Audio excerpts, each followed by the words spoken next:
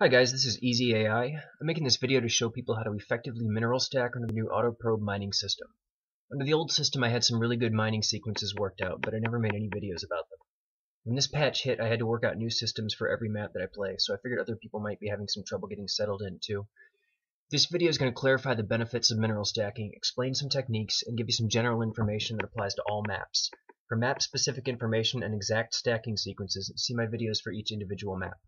These will work for Terran and Toss, but not for Zerg since their drone production is different.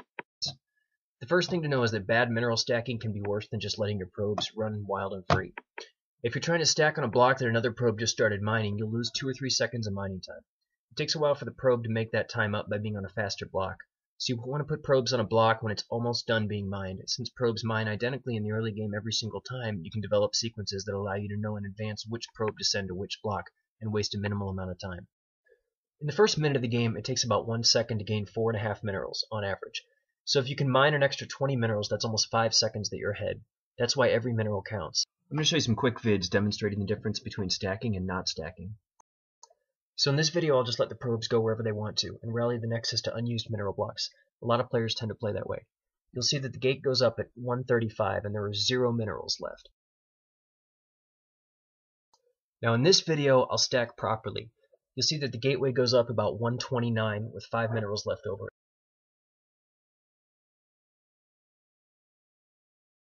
Okay, so the first thing to know about stacking is there aren't just close and far blocks. Almost all blocks are a unique distance, so for most maps I've rated them 1 through 8.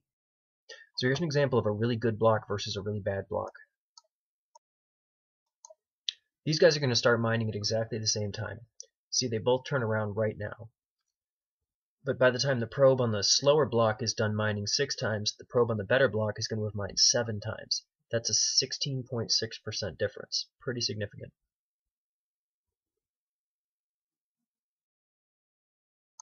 Even blocks that are ranked closely together have a noticeable difference. This is block 3 and 4. Watch how quickly block 3 pulls ahead.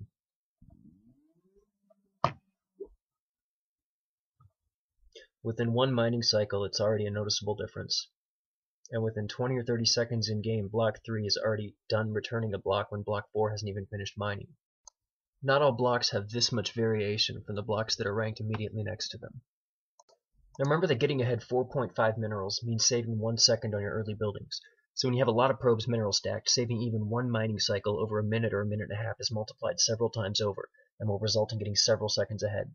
Obviously a non-stacking player will be mining some of the good blocks and maybe double mining some of the good blocks, but he'll be mining a lot of the slower ones as well.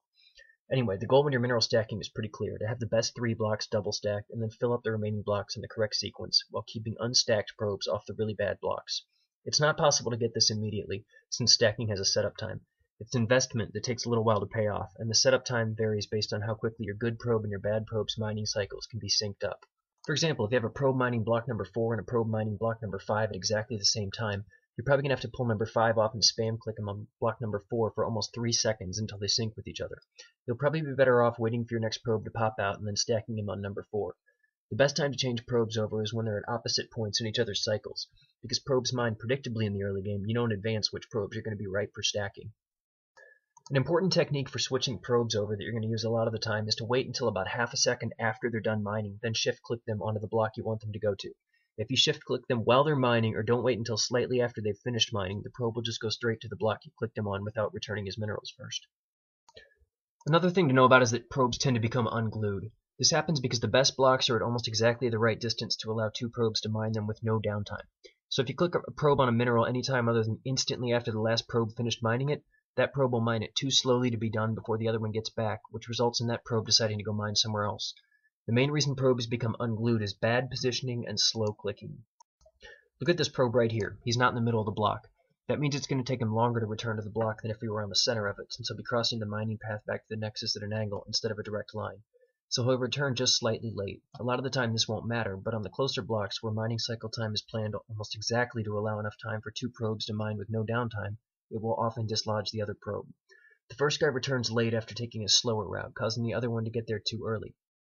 You don't want to spam click on a block for too long, because the probe will see that the block is being mined and decide he wants to go somewhere else, like this, which just puts him more off-center.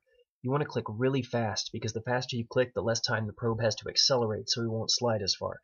Clicking faster will also decrease the time between when the block becomes available and the time that you click it. That means your probe is mining sooner, which means he's less likely to finish late and cause the other probe to return early and get unglued. Anytime you put a new probe on a block, you'll have to spam click either him or his buddy to get them synced. Being slightly late may not result in a fast dislodge. The mistiming can continue to pile up over time, sometimes resulting in probes being dislodged 45 seconds or even a minute after you initially glue them. And sometimes probes will become unglued no matter how perfectly you stack them. It just happens. Just try to restack them if you have the time. Even if you have some probes coming unglued, you're still doing a little better than people who are stacking badly or people who aren't stacking at all. Also, some maps have blocks that will always unglue probes, because certain mineral blocks are too close to the nexus to be mined perfectly by two probes. Daybreak's one example, which is why I don't try to stack on that map.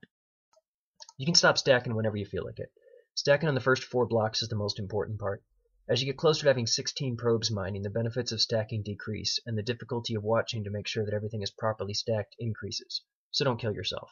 The most important thing is to get your first gate and your gas up early. All of your other timings flow from that. Just try to rally your probes to unused mineral blocks once all the good mineral blocks are taken. That prevents them from going to an occupied block and having to cross the whole mineral field to get to an unused one. That can be over half a cycle's worth of mining time. A couple other things. You generally don't want to worry about double stacking on the 4th mineral block right away. You'll usually rally to number 5 because you have to build your pylon soon, and building it will just cause the probes to become unglued. So it's usually better to go for an unoccupied mineral block than to fight for one that you're just going to have to give up right away. It's also simpler to execute. You can stack the probe on number 4 when he comes back. Also, you want your gas probes to be pulled from the worst blocks, and you want them to be pulled shortly after they return from mining a mineral. Try to stagger them instead of just pulling 3 at once and then having 2 of them wait at the entrance for a few seconds. Another thing to be aware of is that some gas geysers are worse than others. There's a link in the video description with more information on that. But you can cut time off your build orders even more easily with some simple techniques. A lot of players neglect to do easy things, like having a probe ready and waiting to build a structure right away when you have enough minerals for it. You want to open the Build Basic Structure menu and spam the buildings hotkey, and keep the cursor almost on top of the probe so he doesn't lose a second because he has to accelerate and move forward. Now you don't want to have that probe waiting around to make the building forever, since you lose 5 minerals every 7-ish seconds that the probe isn't mining in the early game, which would mean losing about 1 second on your building time. But it's much worse to wait to pull a probe until you have enough minerals for the structure. It's going to take you about 5 seconds to select him and move into position. If you delay your first gate by 5 seconds, and then you get sloppy and delay your cybercore by 5 seconds, and then you stay sloppy and delay your robo facility by 5 seconds, then you delay building your first immortal by 5 seconds, or if you have a badly planned build order that forces you to wait for minerals or gas to make your first immortal, you've now delayed your first immortal by 20 or 21 seconds. And if you don't mineral stack, you've delayed him by 25 or 26 seconds. And then factor in the minerals you lose by delaying your probes if you build your first pylon a little bit later, halt probe production. And then consider how much worse things get if you wait even longer to build your robo bay, and if you then forget to build your first colossus until 5 or seconds after the bay is done. Well, this is what makes players with good mechanics so much better than sloppy players. The benefits of consistency add up, while less experienced players just keep stacking late on top of late on top of more late. Even if they start playing perfectly at mid-game, they're already 30 seconds behind on key units. It's not uncommon for lower league players to have their cybercores going up at 250, 255, or even 3. A competent mineral stacker can have his up at 234 or 235, basically without cutting probes. So in the lower leagues, you can gain a huge advantage just by improving your early game control. Anyway, that's about it. The mineral stacking's a little obsessive. It's definitely not for everyone, but most of it takes place when you're really not doing anything of any importance in the game anyway, so maybe instead of spamming boxes on your probes, you might want to give it a try sometime. Thanks for watching, guys.